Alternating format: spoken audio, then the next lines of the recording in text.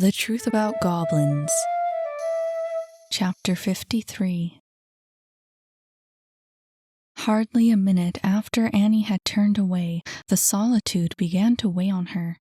She thought about turning back with each second that passed. It was a terrible temptation, now that she was on her own. Everywhere she looked, everything she heard set her on edge. For the longest stretch of time, it felt as though she wasn't making any progress at all, that she was just caught in a loop under the distorted tree branches taunting her overhead. Strange as it was, she knew she had felt this way before, not too long ago, in the mines beneath the market. But this time was different. This time, she was alone. Fortunately, the darkness began to lift. It was only when Annie stumbled onto a gravel path that she realized the forest was thinning out. She scraped her shoe across the ground and felt asphalt beneath the sand. It wasn't just a gravel path she was standing on, it had once been a road. Although, judging from its current state, it hadn't been used in a long time. She turned her sights to the sky. Her view was partially concealed by the fingers of the trees, but through the crooked branches she could see the white light of the moon. It was still very dark, of course, but that couldn't be helped with the surrounding clouds. Or were they clouds? Even as she stopped to look up, she shivered. She had been warm before, but a dense fog was falling fast over the woods, a sign that morning wasn't far off. The thought didn't comfort her. She wished she hadn't left her sweater behind. All she had on now was a loose, faded tank top and her old jeans. She hugged herself, warming her arms, and fought against the chill as she continued across the road. She hoped morning would come soon. Annie couldn't find any pleasure in sneaking off after a dangerous magician, alone, in the early hours of the morning. Whether it was fear or exhaustion playing tricks on her, she started jumping at the slightest noise, constantly whirling around to make sure no one was following. "Get a grip," she told herself. "There's no one out here except for me." But her own thoughts weren't reassuring. The fog wasn't helping either. It was getting thicker by the second, heightening her sense of solitude among the towering trees. Worse still, it silenced everything around her. Even her own footsteps were quiet, too soft. Before, she had been jumping at noises, but now the silence was eating away at her nerves. It was all so still, too still to be natural, and cold. The humidity clung to her clothes and made her shiver again, her skin covered with goosebumps. More than ever, she wanted to turn back. There was a noise. Annie wouldn't have heard it if it hadn't passed so close. It came and went, a stirring of the wind, a rush of air. It had felt so much like a breeze. But the forest was still. There was no breeze. She glanced over her shoulder, searching for the source of the wind that had so quickly come and gone. But there was no one. She turned to the trees, gray and distant under the fog, but saw nothing. She heard it again, and felt it. There was that breeze, that same rush of air stirring up the fog down the path. She hurried over, but again, there was nothing. Nothing aside from the path and the fog. Once again, she looked to the trees, the depths of the forest obscured. No birds, no animals scurrying along the ground. It was quiet. Now determined, Annie held her breath, echoing the stillness of the woods as her eyes scanned the thicket. She saw it, a shadow. It was big, a large animal lumbering through the bushes. Annie would have thought it was a wolf, even a bear, but the beast made no sound. It was moving, she was sure of it, but there was nothing to be heard. It was too surreal. She couldn't see its shape, couldn't understand its movement. And then she blinked. It was gone. She wasn't sure what she had expected, but the disappearance of the massive shadow was less of a comfort than she thought it would be. Rather than brushing it off as some optical illusion, she was more certain than ever that she had seen something hiding in the trees. Where did it go? Another sound, louder this time, and much closer. She stood motionless, listening. She heard its breath. She felt it. She panicked, she ran. She could feel the fog stirring around her, disturbed by the shadow fast approaching. The thick air was suffocating. She fought for each breath as she pumped her arms and legs. What she was escaping from, she didn't know. There was an image in her mind, a creature, a shapeless shadow charging towards her. Her head was pounding, her mind spinning so fast that Annie took no notice of the thinning trees or the piles of stones littering the landscape. All she could see was the fog up ahead and the shadow in her mind's eye. A large rock emerged from the fog. She dived behind it, hoping it would hide her. Too afraid to move, she waited, listening. Time wore on. All she could hear was her own breathing. The shadow wasn't coming. Mustering what courage she could, she crept around the stone to take a peek behind her. She fought to keep her mind empty, to control her own feverish imagination, but her knuckles were white as she gripped the stone, and she had to clench her own teeth to keep silent.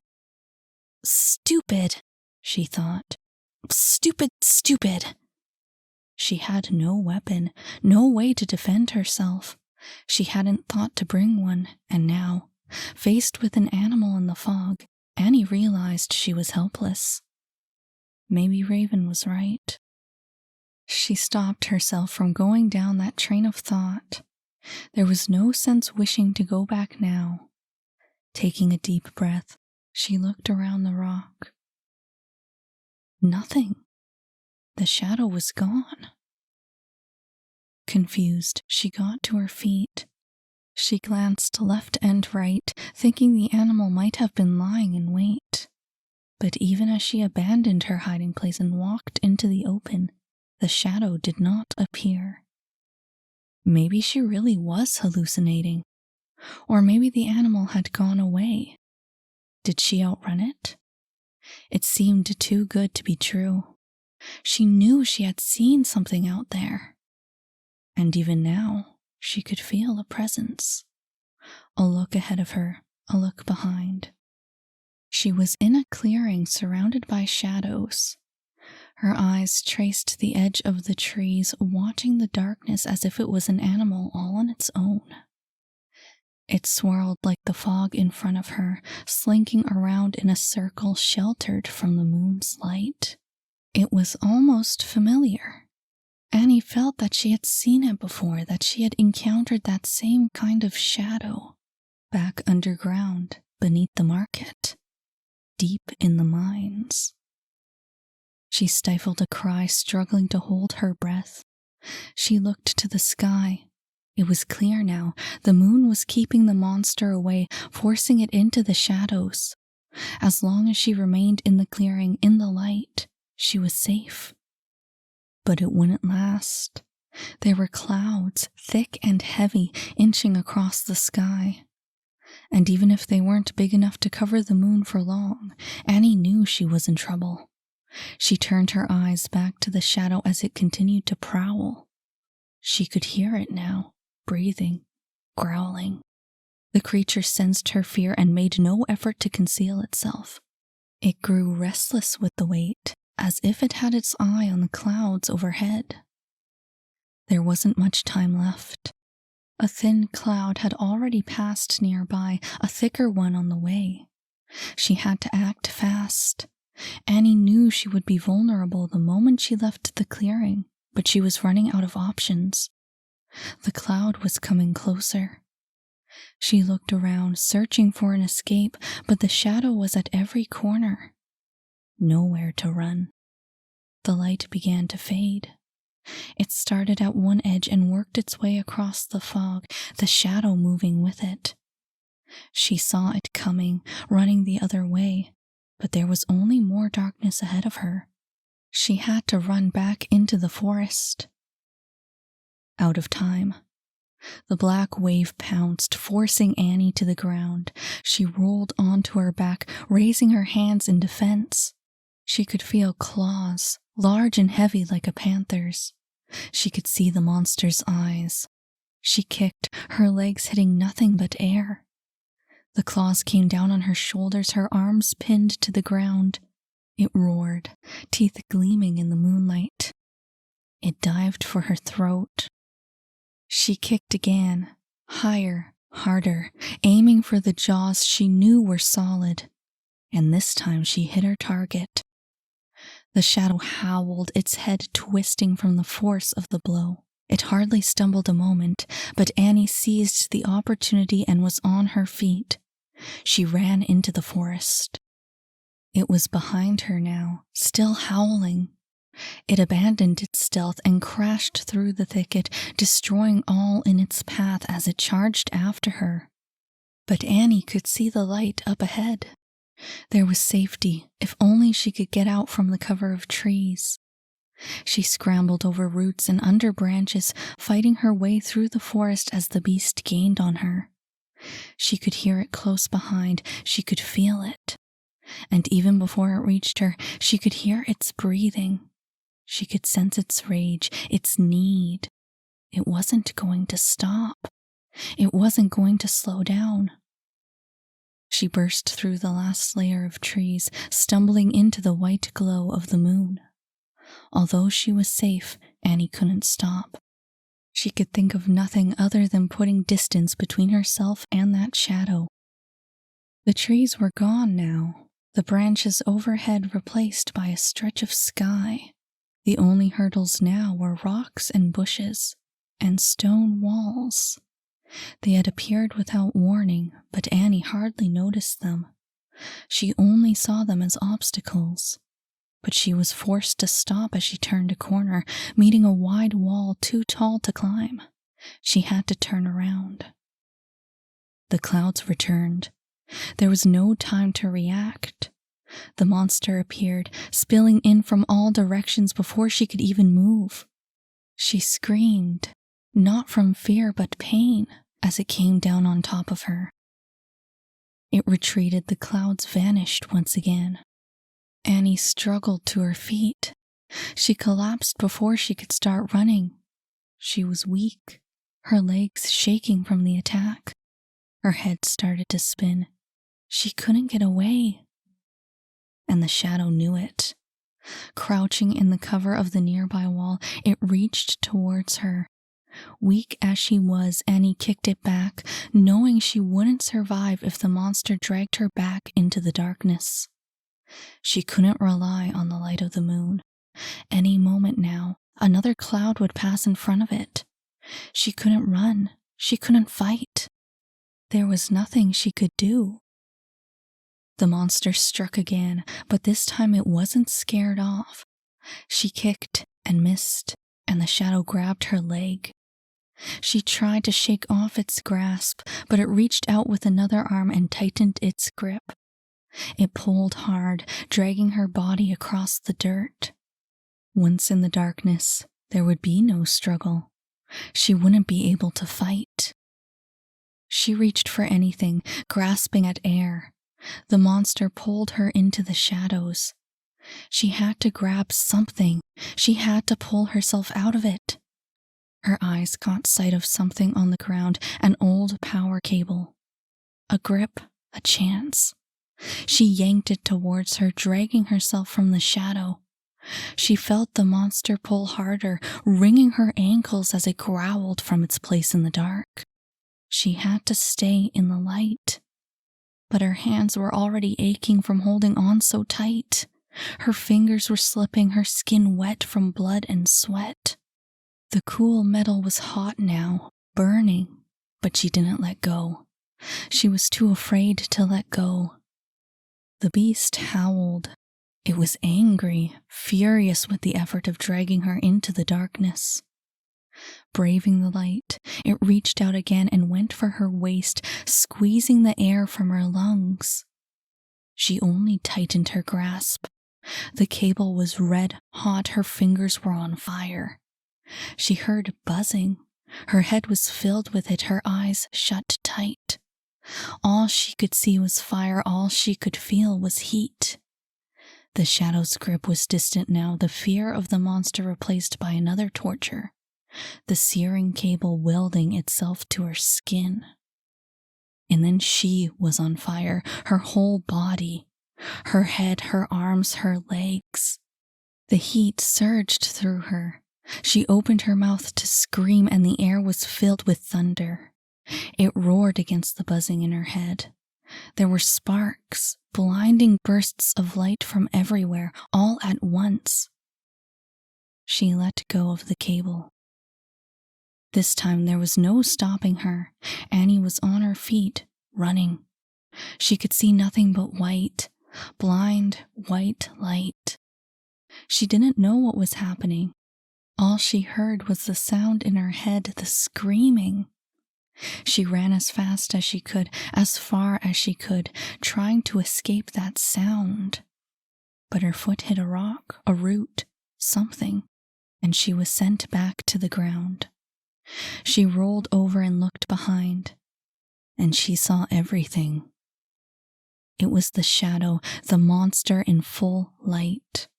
It stood against the old stone wall, shrieking.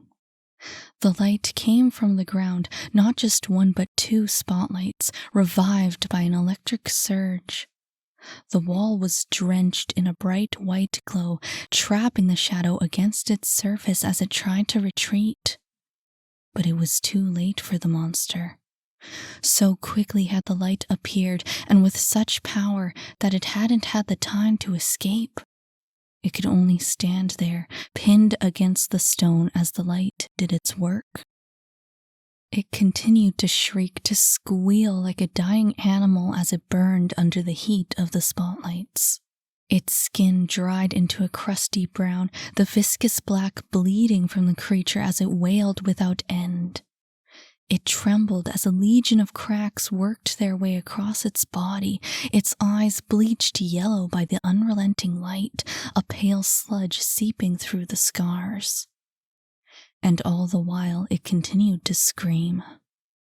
Annie, frozen in place, watched as the monster crumbled into nothing. The sounds of its suffering thinned out into a long, desperate sigh, a strange cry for help that reached only her. And then, as the silence resumed, the monster vanished. The wall was empty, the spotlights shone on blank stone. How long she had been lying there, Annie couldn't guess, but it was a long while before she managed to open her eyes again, let alone get to her feet. She couldn't remember ever feeling this terrible. Her head was aching. Her arms felt as though they each weighed 100 pounds. She looked down at herself, but had to turn away, frightened by the sight of so much blood. Her blood. She steadied her breathing and tried to focus, tried to remember where she was and how she had got there. But the most she could do was stumble back towards the two spotlights. She gazed at her hands, a sensation of burning flesh still vivid in her mind. But they were fine. No burns, not even a scratch. Had she only imagined it? Too tired to care for the answer, she made her way to the wall. Leaning against the cool stone, she sighed, closing her eyes. When she opened them again, her gaze fell on an old piece of wood discarded on the ground. It took her a moment to realize that it was a sign, her tired eyes inching their way over the dusty lettering. Fort Redstone, it read. It was a big sign, big enough to fill the space in front of the spotlights. It looked as though it had fallen off its place on the wall years ago. A vague thought, a memory, passed through her mind, but her attention was drawn to movement on the ground. She stepped back. A dried-out slug lay in the dirt, its little body bulging with each labored breath. The shadow, the satchel monster, wasn't dead. Annie felt her stomach churn. Eager to put it out of its misery, she reached for a large rock and held it before her. But as the rock came down, the little monster dragged itself out of the way. Annie sighed as she watched it wriggle away. Feeling no sympathy, she lumbered after it, taking lazy steps as she stooped down and lifted the rock a second time. Again, she missed her mark, the creature leaving a shallow ditch of a trail behind it. Annoyed, she got back to her feet and continued, her sights set on nothing else aside from killing that thing. By the time she was walking again, it had pulled itself around the wall and out of sight. Irritated, she followed, and by the time it came into view, it was already halfway inside its shelter, a little leather pouch tucked in the shadow of a dead tree. Annie let the rock fall from her hand as she moved closer, hearing a tiny sigh as the creature crawled into the pouch.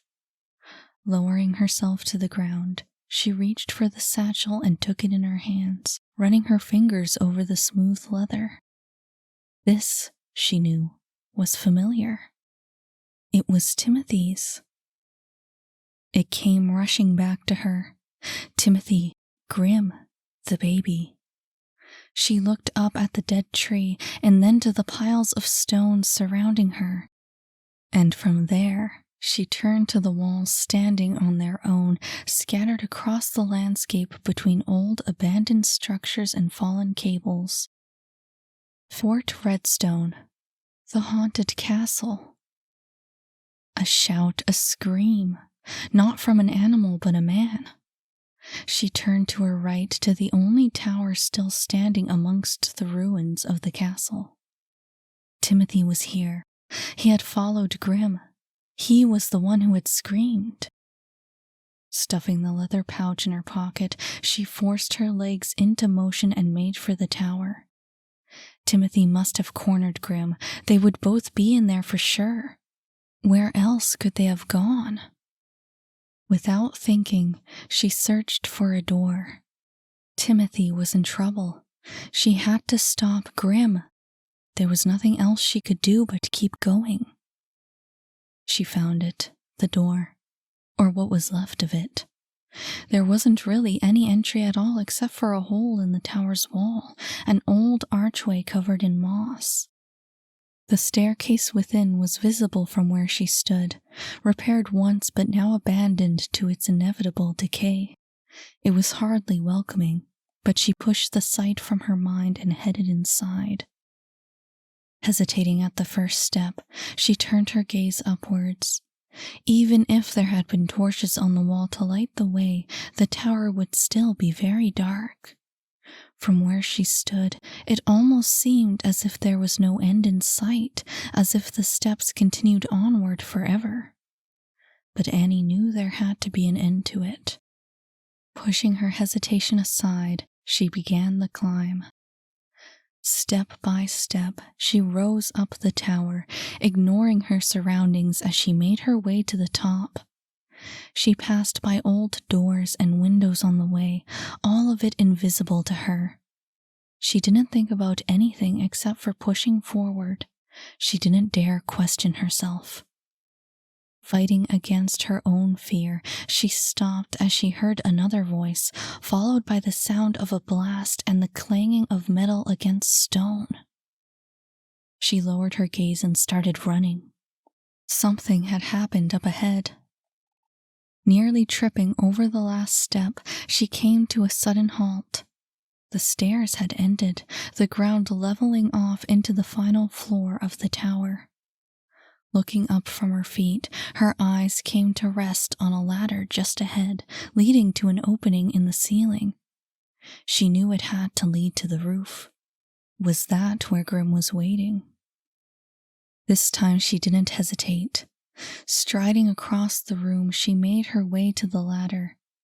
But before she reached it, her foot struck something on the ground. There was a moan in the darkness. Her heart stopped. She looked down, frozen in place, as she saw a body in the faint light. Overcoming her shock, she stooped to the floor and realized it was a man. And even before she turned him over, before she saw his face, she knew who it was. Grim! She was afraid of him at first, but as she spotted the dark stains on his clothing and the blood on his lips, she realized he wasn't dangerous. He was dying. She seized his collar with both hands and looked him in the face. "Where is he?" she demanded. "Where's Timothy?" But Grim's eyes were glazed over, staring past the dark ceiling into the void beyond. There was no color left to his skin. "Poppy." His voice was hoarse, lower than a whisper. "Poppy." His lips moved again, but the word caught in his throat. He closed his eyes and was silent. A frigid wind passed through the tower. Annie shivered and stood from where she had crouched, backing away from Grim's body as he lay motionless by his sword. For the longest time, she could only stare. Another cry from a child, a baby. If Timothy was up ahead, she had to make sure he was all right. Stepping over the body, she continued. But just as she had left Grim behind, Annie felt a tug at her memory. A promise, back in the market. She didn't have time to brush it aside before Saphira's words rushed back to her. "If you promise him a kiss, and you're unable to give it to him, the oath you made will come back to haunt you." The kiss. The memory returned to her with startling clarity, along with the fear. She had promised Grim a kiss in exchange for Jay's antidote. "Even if this man dies, you still owe him a favor. You could be beset by incurable illness, terrible pain for the rest of your life if you are unable to fulfill your word." The memory stopped Annie in her tracks. If Grim was actually a goblin, she was in trouble. She still owed him a kiss. Her stomach churned a second time as she looked to the man on the floor. If he died, that was it for her. It still wasn't too late to fulfill her promise, but the thought of kissing him was enough to make her sick. She didn't have a choice. If she wanted to be safe, she had to kiss him while she still had the chance. She couldn't waste a second, she had to do it now. And it would only be quick and painless, she told herself. She leaned over Grim's pale face. Her nausea only worsened as she approached him. A deep breath, she drew closer, her lips nearly touching his. And then her mind collapsed from the inside.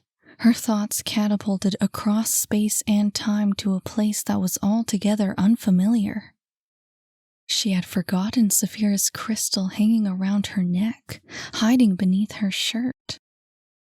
She was immersed in a stranger's memories, unable to understand or control the turmoil she had released upon herself.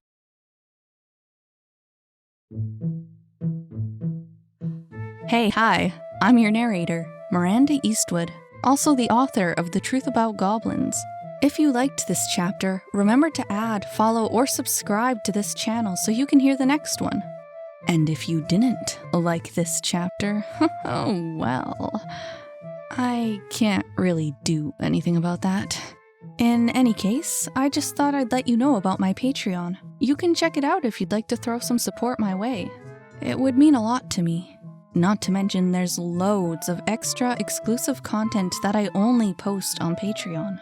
While I'm at it, I'll mention that The Truth About Goblins is now available as a complete audiobook, and you can get it wherever you get your audiobooks. Thanks for listening.